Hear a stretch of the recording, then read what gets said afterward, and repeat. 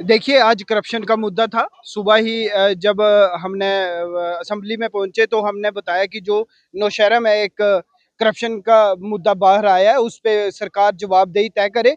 और इसके अलावा ना सिर्फ पीडब्ल्यूडी डिपार्टमेंट, आप देखें इस सरकार के 1 साल के टेन्योर में करप्शन जम्मू कश्मीर में चरम सीमा पे पहुंच गई है। चाहे वो एजुकेशन डिपार्टमेंट हो, हेल्थ डिपार्टमेंट हो, पीडब्ल्यूडी डिपार्टमेंट हो या अन्य डिपार्टमेंट हो। तो लिहाजा जवाबदेही तय होनी चाहिए और जो मंत्री महोदय हैं उनको इस पे आंसर देना चाहिए। मगर सरकार इससे अपना पलड़ा झाड़ती हुई दिखी। इसके अलावा इतनी बड़ी त्रासदी जम्मू क्षेत्र में हुई, लगभग 1.5 महीने तक हाहाकार वहां पे मचा रहा।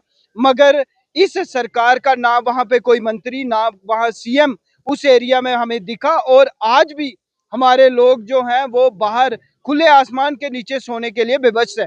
और हमने ये बात कही कि आप कम से कम 10 मरले जमीन, 5 मरले उनको रहने के लिए और 5 मरले उनके माल मवेशियों के लिए जल्दी से जल्दी एलोकेट करें। मगर उसमें भी इनकी सिर्फ बहानेबाजी चल रही है, जमीनी सतह पे गवर्नमेंट कुछ नहीं कर रही। एनसी के विधायक ने इल्जाम लगाया कि भाजपा जानबूझ के ड्रामा कर रही है, क्योंकि सीएम ने कल ही आश्वासन दिया है कि इस बारे में हम एक ठोस इकदाम जो है वो कर रहे हैं। मैं आपको विशेष तौर पे बताऊं कि 26 तारीख को बारिश स्टार्ट हुई थी, 26 अगस्त को, और आज अक्टूबर हमारा खत्म होने पे है। तो मुझे ये नहीं समझ आ रहा कि जहां इतनी बड़ी त्रासदी हुई है, लोग जमीनें खो गए, अपने फसलें खो गए, अपने माल मवेशी खो गए, अपनी छत खो गए, कि कितना टाइम इस सरकार को लगेगा उनको रिलीफ देने में। और आने वाला टाइम सर्दियों का टाइम है, बड़े सारे एरियाज में स्नोफॉल स्टार्ट हो गया है। हमारे क्षेत्र में आने वाले टाइम में स्नोफॉल होना है। आपको लगता है कि बाहर स्नोफॉल में वो लोग, उनके माल मवेशी जिंदा रह पाएंगे? तो इतना डीली डॉली इस इतने इंपॉर्टेंट ज्वलनशील विषय पे क्यों ये सरकार कर रही है? और जो सरकार अपनी टोपी लेके लोगों से वोट मांगे, उन मुद्दों पे ये क्यों जीरो जीरो डिलीवरी कर पाई है? मुझे ये बताए सरकार।